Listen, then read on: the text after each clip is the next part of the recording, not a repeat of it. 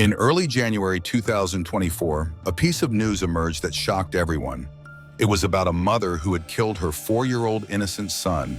And this mother was no ordinary woman, but a data scientist and the CEO of a major company. You might have guessed by now that we are talking about the Suchana Seth case. So what is the full story of the Suchana Seth case? Why did Suchana Seth murder her 4-year-old innocent son? How did the police catch her? And what has the investigation revealed so far? Let's find out everything step by step in this video. But before we begin, if you haven't subscribed to the Scary Zone channel yet, do it quickly and press the bell icon for notifications. Friends, as we mentioned, this is the story of the Suchana Seth case, which recently made headlines. Suchana Seth was originally from Bengal, and she completed her early education in Kolkata. Moving forward, she decided to pursue a career in the field of artificial intelligence and computers. Professionally, she is an AI ethics expert and data scientist. Suchana Seth has also been included in the 100 Billion Women in AI Ethics list. In addition, she completed a fellowship at Harvard University. Not only that, but she has also been a research fellow at the Raman Research Institute.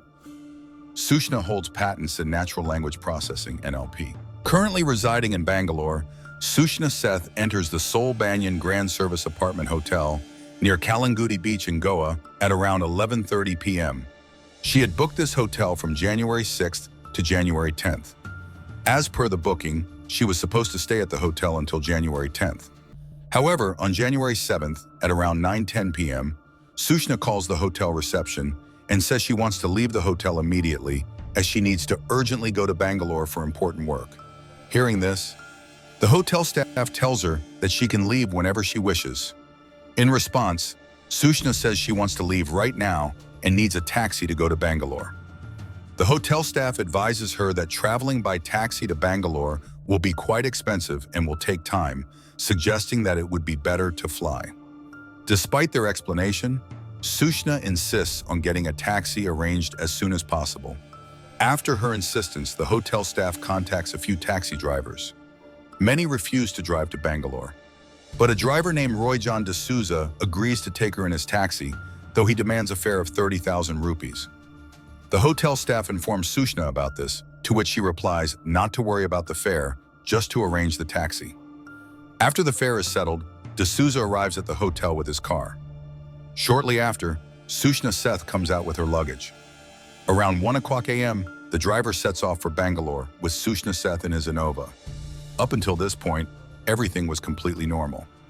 Usually, when a guest checks out of a hotel, the room is cleaned so that other guests can stay there. A hotel staff member goes to clean the room where Mr. Suchana was staying. As the staff member begins their work, they notice some red stains on the floor of the room. Upon seeing these stains, the staff member suspects they might be blood, so they inform the hotel manager. The manager also inspects the room and then immediately calls the Kalangut police station to report the bloodstains. Upon receiving this information, a police team from Kalangut station arrives at the scene promptly and searches the room as well. They also observe the bloodstains.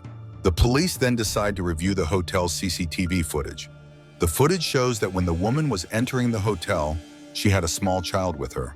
However, when she exits the hotel around 1 a.m., the child is no longer with her. Seeing this, the police immediately try to contact Mr. Suchana on his mobile phone, but his number is switched off. The police then obtain the number of the driver who was taking Mr. Suchana to Bengaluru in his car. The police call the driver and ask him to give the phone to the passenger.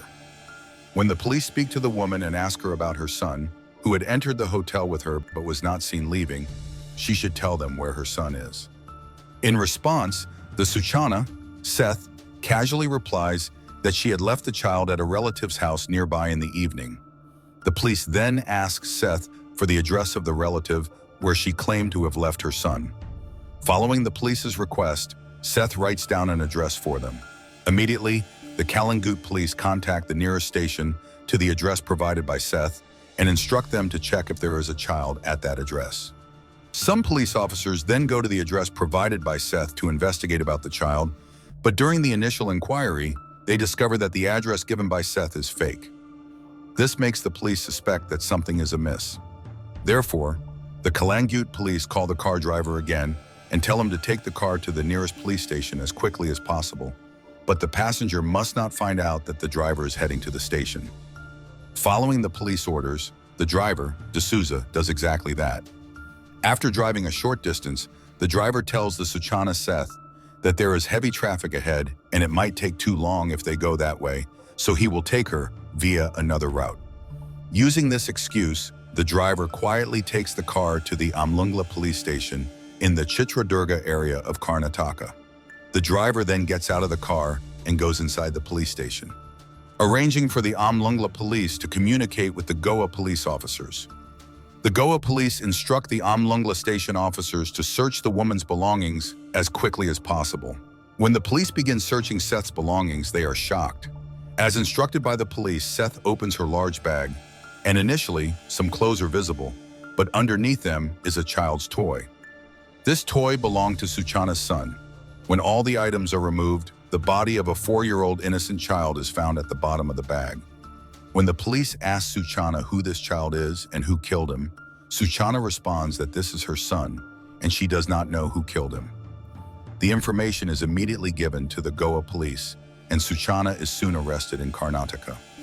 After Suchana's arrest in Karnataka, a team from the Goa police also arrives in Karnataka, and the Karnataka police take Suchana Seth into their custody. She is then presented in court, where she is sent into police remand. The biggest challenge for the police is to determine the motive behind this murder. Therefore, the police start interrogating Suchana Seth. In the initial interrogation, Suchana Seth says that she does not know who killed her son because when she went to sleep, her son was alive, and when she woke up, her son was dead. Therefore, she was taking him with her in the bag so that she could be with him forever. You would be surprised to know that the police keep interrogating Suchana Seth for about 10 to 12 days continuously. However, Suchana keeps repeating the same thing, that she doesn't know who killed her son. She continues to claim her innocence. Even though Suchana claims to be innocent, when the postmortem of the child is conducted, it is revealed that the child was killed approximately 36 hours before the postmortem, either by suffocating with a pillow or by strangulation.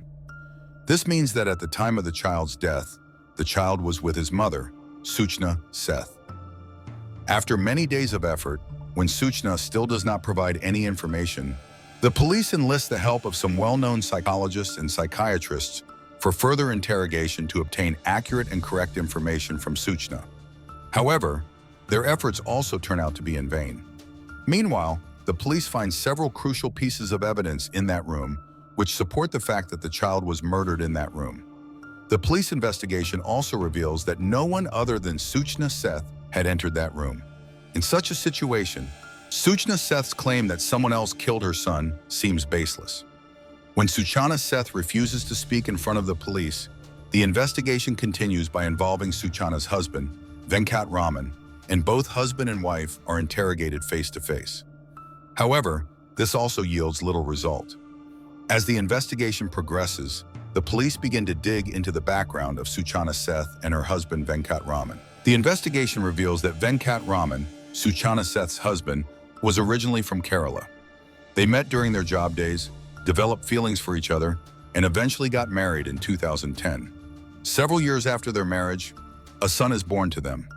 Instead of improving, their relationship deteriorates after the birth of their son, and gradually conditions worsen to the point where they apply for divorce in family court in 2023. The divorce between the couple is almost finalized, but the matter is stuck over the custody of their son. Suchana wants their son to stay with her, while Venkat Raman wants custody of their son. There has been a long-running court case on this matter. The situation between Suchana and Venkat Raman deteriorated so much that Suchana did not even allow Venkat to meet their son. As a result, Venkat approached the court, and the decision was made that Venkat could meet his son every Sunday. The court also ordered Venkat Raman to pay Suchana Seth a monthly alimony of 20,000 rupees. Following this decision, on December 10, 2023, Venkat Raman meets his son after a long time. However, after this, 4 to 5 Sundays pass, and Venkat is unable to meet his son because Suchana would leave Bangalore with their son, making excuses. Unable to meet his son, Venkat finds that on December 31, 2023, Suchana travels from Bangalore to Goa with their son. There, she spends almost 3 days visiting various places, stays at a big hotel, and then returns to Bangalore. Just 4 days later, she comes back to Goa with their son and checks into a hotel on the night of the 6th. As we mentioned earlier, according to the post-mortem report, the child was killed approximately 36 hours before the body was found. By this calculation, the child was murdered just 2 hours after entering the hotel, and then for the next 18 hours. The mother, Suchana Seth, stayed in the hotel room with the body of her son.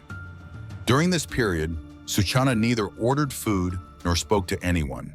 Although her husband, Venkataraman, repeatedly tried to call Suchana to meet their son, Suchana responded with a message saying that he could meet his son on Sunday. However, this was not possible as the child had already died by then. Throughout this case, Suchana Seth's behavior seems very strange from the beginning. Therefore, some people claim that Suchana Seth might not be mentally fit, and that she may have acted out of madness.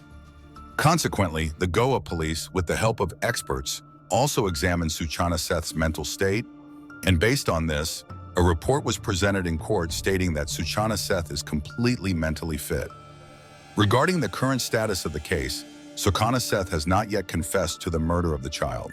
Meanwhile, in March 2024, Suchana Seth's father, Jai Seth, filed a petition in a Goa court stating that Suchana Seth's mental condition is not well and requested an examination by a panel of doctors, with the case's status to be decided based on this. Despite the Goa police's opposition to this demand, on March 4, 2024, the local court in Goa ordered the formation of a panel to assess Suchana Seth's mental state. The future of Suchana Seth will be determined based on the report provided by this team of doctors. Some people also believe that Suchana Seth is a highly qualified, intelligent woman, so she knows how to evade consequences and is therefore pretending. The truth will only be revealed in time. According to experts, if Suchana Seth is found to be mentally ill, she might escape all legal proceedings or receive only a very minor punishment, despite the murder of her son. What happens next will be seen with time. Friends, if Suchana Seth is proven guilty of the child's murder, what punishment do you think she should receive? Please let us know in the comments box.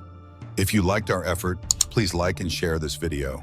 If you haven't subscribed to the Scary Zone channel yet, quickly subscribe and press the bell icon as well.